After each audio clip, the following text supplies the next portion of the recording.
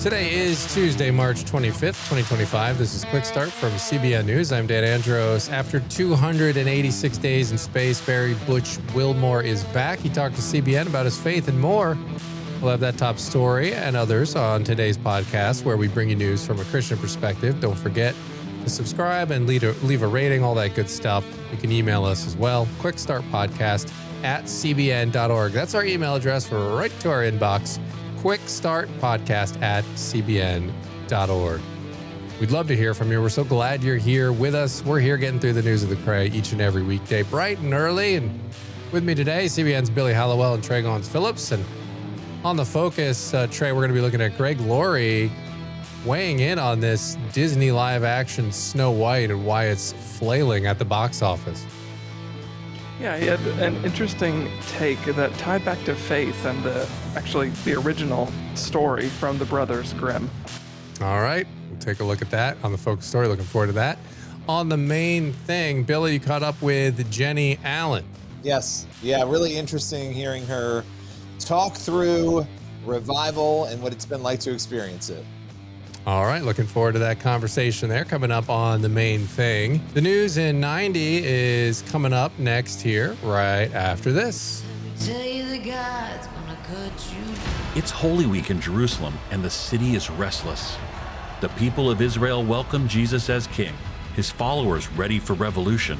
But instead of taking the throne, Jesus turns the tables. Woe to you, scribes and Pharisees! How will you escape being condemned to hell?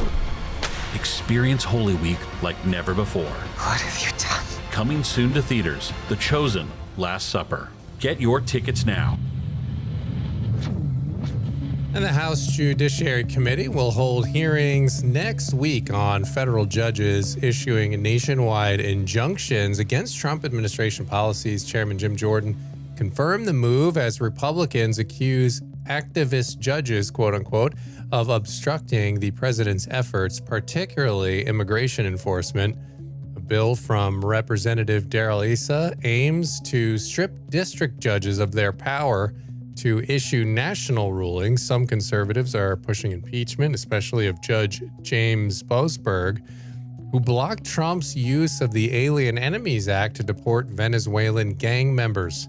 Trump has reportedly backed Issa's bill, telling aides the president wants this. A house-wide vote could come as soon as next week. And after 286 days in space, astronaut Barry Butch Wilmore returned home and straight to church. Providence Baptist in Pasadena, Texas, celebrated Sunday as Wilmore reunited with family and his faith community. Known for his deep Christian faith, Wilmore leaned heavily on the Lord during his mission aboard the International Space Station.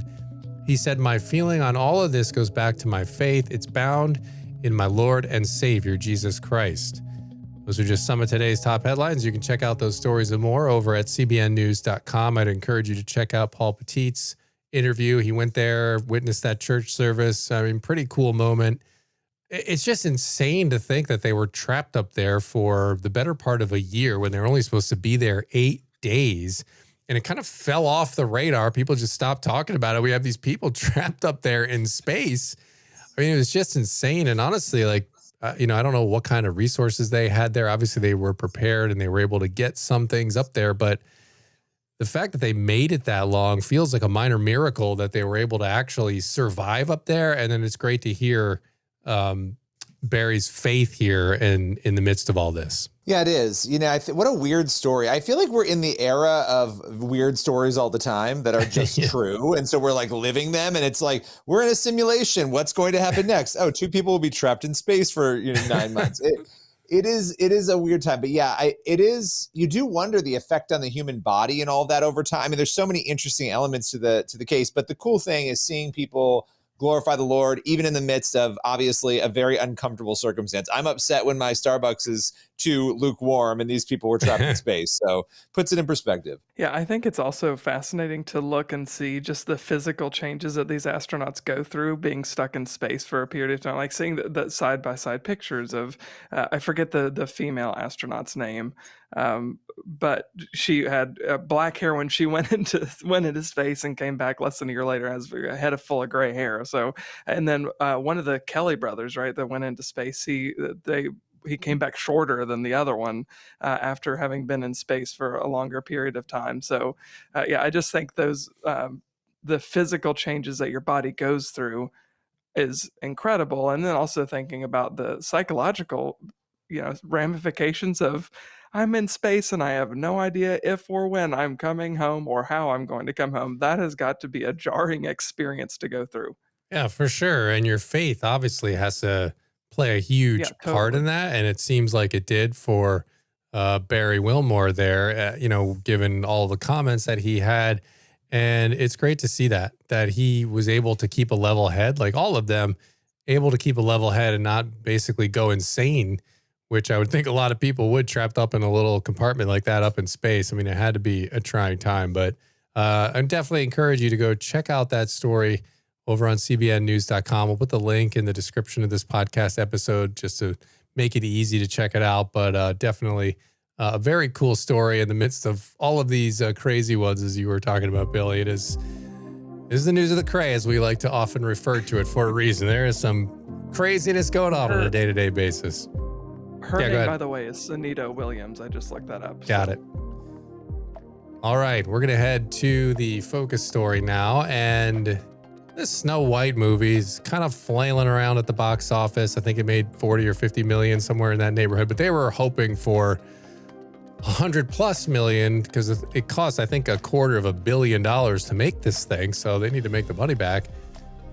Did not look like they're going to get close to that. What's the controversy surrounding this whole movie? So the movie cost $250 million. They made $43 million domestically on the opening weekend, which for Disney, they were the box office winner of the weekend. But for Disney and for a movie of that, for that much money, that's not really an impressive showing. So all of this with the Snow White remake started in 2022, really, when Rachel Zegler, who's the 23-year-old star of the movie she plays, Snow White, she came out in an interview with Variety and she said, you know what, the 1937 animated movie from Disney, which was, of course, very popular, it was kind of during the golden age of animated Disney movies. She said that movie is just very dated. She said Snow White's not going to be saved by the prince, talking about her reimagination of the character Snow White. She said she's not going to be dreaming about true love. She's going to be dreaming about becoming the leader she knows she can be. At another point, she called the general storyline of the movie weird, but she also, to be fair to Zegler, the full comment that she gave to Variety about, her character's not going to be saved by a prince. She did say that she's going to be dreaming about becoming the leader that her late father, the Good King, which he actually is a character in the original story. He just is not talked about very often. Like, in the movie, he's a very minor character, but she said her father told her that she could be a fearless, brave, and true leader, which is part of the original story, to be fair to Zegler, but like I said, pretty downplayed in the movie as we know it now. Yeah. What did Greg Laurie have to say about it all? Yeah, so Greg Laurie offered an interesting take on it. He said essentially that his problem is not so much Rachel Zegler, not so much the comments that she's made, but just the general shift for Disney, right, to be more progressive, to be doing away with some of these moral lessons, these faith-based lessons that were in so many of these original classic Disney films. He said if you go back and you read their original story of Snow White, which was written by the Grimm brothers in the 1800s, he said it was a moral fable that had a lot of biblical parallels. He said the story was, quote, about good versus evil. It centered on, quote, a vain queen so obsessed with her own beauty and status that she was willing to murder an innocent girl just to remain the fairest in the land. He went on to say, doesn't that sound familiar? That's basically the story that we read about in the Bible, about Lucifer, a once high-ranking, powerful angel who wanted to take the place of God with himself. The problem with Lucifer is he was in love with his own image. He wanted to be in the place of God.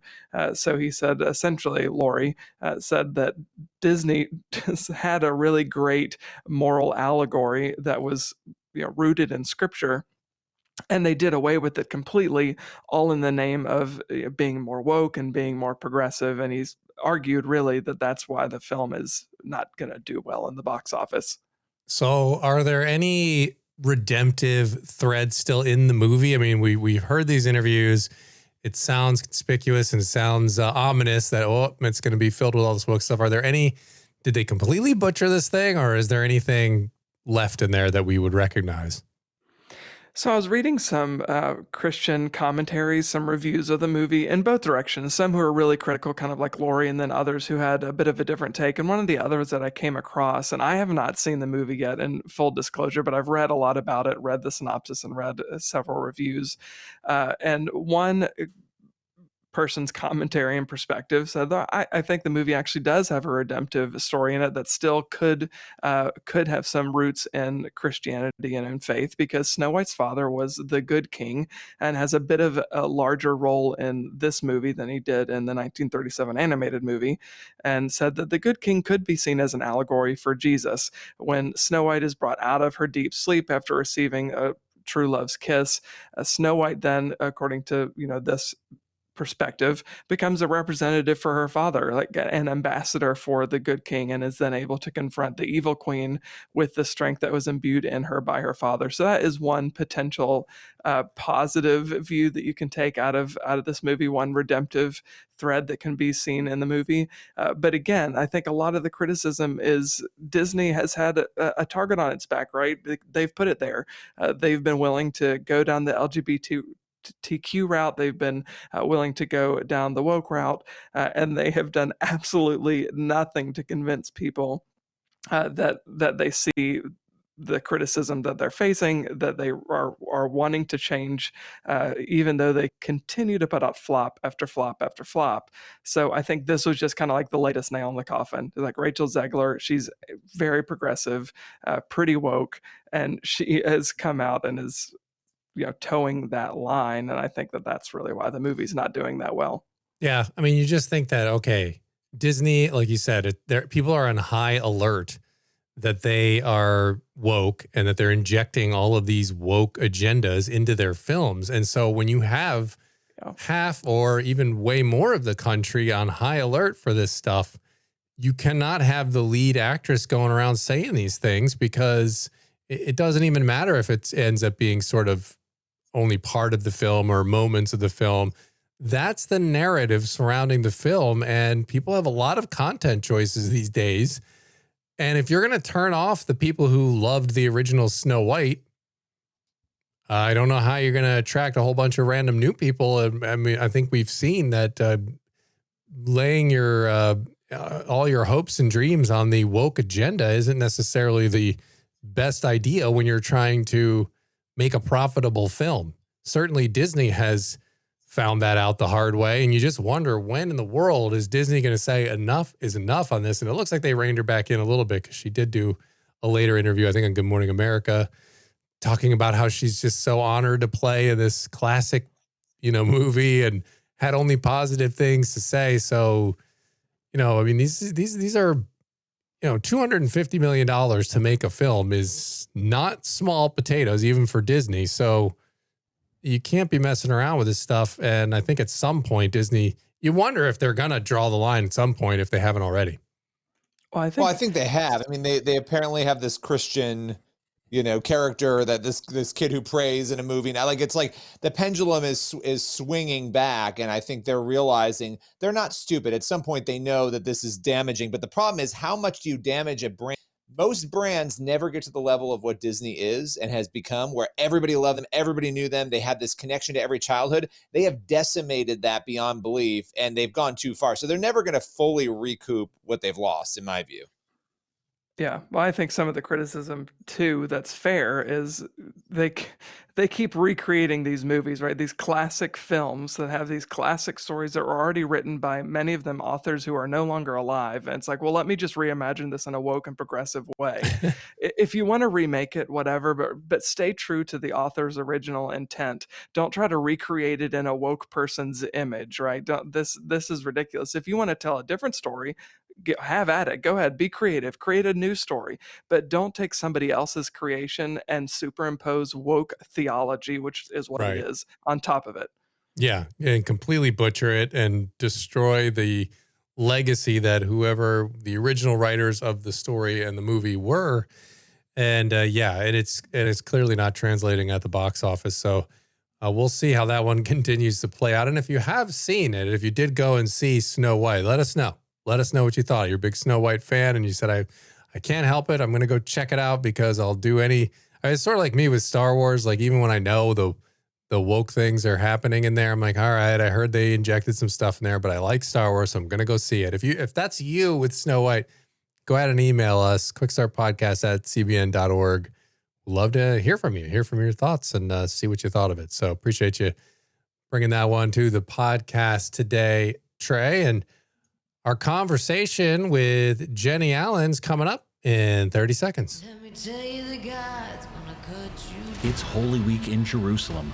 Crowds welcome Jesus as king. Rebellion is in the air. Jesus operates outside our jurisdiction. Rome will descend on us all. But instead of taking the throne, Jesus turns the tables. My house shall be called a house of prayer, but you make it a den of thieves. The world will never be the same. Coming soon to theaters, The Chosen Last Supper. Get your tickets now. All right.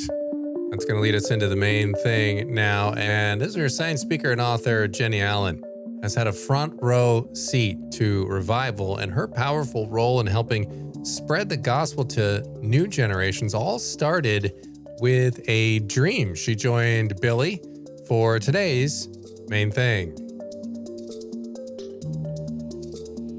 Watching your journey the last, last couple months, the last year has been fascinating. And we're going to get into a number of things, but we recently spoke, and it's the first time we get to actually be together in person. You're watching droves of young people come to Jesus, and you're just showing up, you're speaking, you're sharing the gospel. How has this changed you on the whole? Wow, this whole year, everything that's happened, I just think God is in the business of moving in a really unique way right now on earth. And for some reason, I've been given a great seat. Like, I'm sitting up front. I mean, I was at Asbury. Before Asbury was everywhere. Like, I'd hopped on a plane and gone to see it before all the people arrived. And then, this whole movement with college students, and then prisons. I've been in this crazy revival moments with prisons too. So I kind of just feel in awe, honestly. I feel like I'm standing in the midst of the wonder and awe of God. And it really is beautiful and amazing. And I think old me would have looked at my year and thought to myself, like, oh, awesome. Like, this is great. Like, this will be so exciting.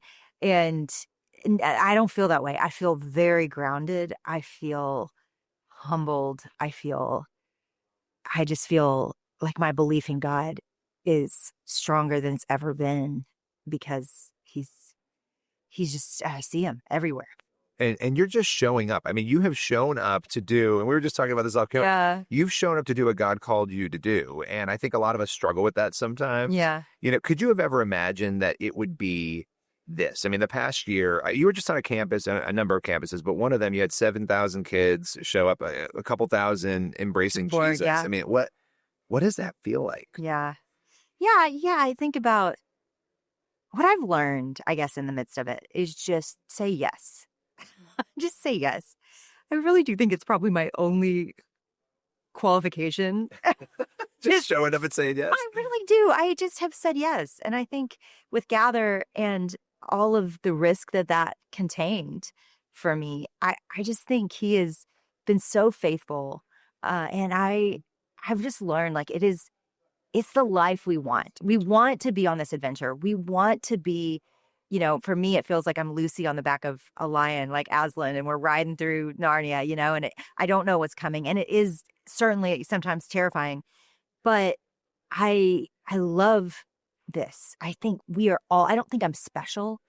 I think every single one of us is supposed to say yes to whatever God calls us to. And as we do that, usually for me, the cliff jumping has gotten higher and higher, and the risk has gotten more and more, but it always proves worth it. And I want for the rest of my life for that to have been true of me, that, put it on my tombstone, that she said yes. Like, I just think that is the key and secret. And anyone can do that. Anyone can say yes to whatever God calls them to.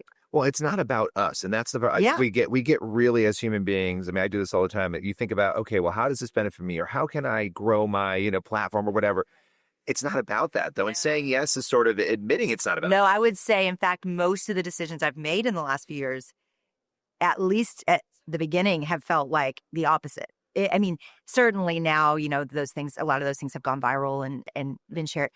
But in the moment, it feels like I'm risking those things. And I would say to even some of the people that are involved in my work life, they've said that. Like, are you sure you want to turn directions here? And this isn't going to pay what this is. I mean, Right. These are the decisions that. But I've learned to just. My life theme verses are Hebrews 12. Run the race that's set before you, fixing your eyes on Jesus, throwing off the burden and the sin that so easily entangles.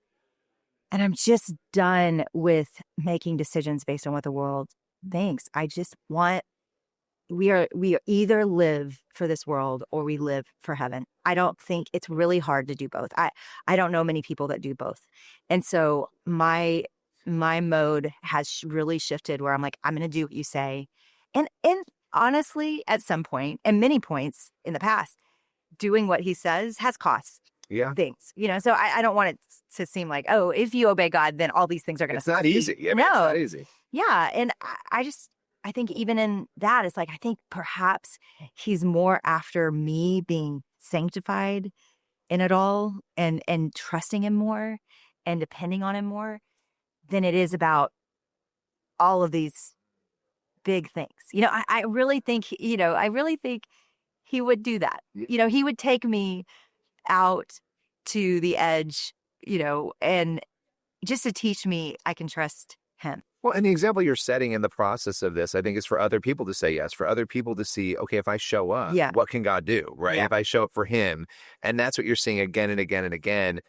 Let's talk about Gather and the history of it. What was the impetus going back to you saying, I want to launch this? Well, let me just say, first of all, that I know this will sound crazy to some people because, I have never been one. I'm not saying I've not believed in dreams and visions from God, but I've never been one that's had dreams and visions from God. And a few years ago, a friend prayed the night that I had this dream that I would hear from God on some pretty big things, pivotal things with my ministry. And dreamed that Jesus was coming back in 10 years. And again, I have no idea when he is coming back. Would never claim that. But I mean, I can't help that I vividly dreamed he was coming back. And what that did for me was just put an urgency in me. And the thought of what would we do if he were coming back and we knew it in now 8 years, this was in 2022, 2023. If he were coming back in 8 years, then what would we do? And how would we live? And I just thought, in the moments that I woke up, we should gather the entire global church. And just, it's been so sweet because people just said yes. And I don't think anybody knew what they were saying yes to either, and I think that's so fun. It's like this giant group trusting project. We're going to do it, but we don't know. We're going to do it, but we have no idea. And I mean, we're talking about, continents that are, continental leaders, Christian leaders that are hosting and all of these things that were very costly for them. And it's so cool because they're grateful. They're like, thank you for letting us be part of this. I think people are hungering to work together. I think people are hungering to see a move of God on earth. I think we're all kind of over the posturing and politicizing of religion. I think we all are craving a real, true movement of God. And I think that's why people are saying yes. And then I think the Lord is good at when he wants something to happen. Yeah. He makes it happen. And that's what I feel. I feel along for this ride. I don't feel especially like the leader of it. I feel like the steward of it. And I'm just watching him. Great conversation there. Appreciate that.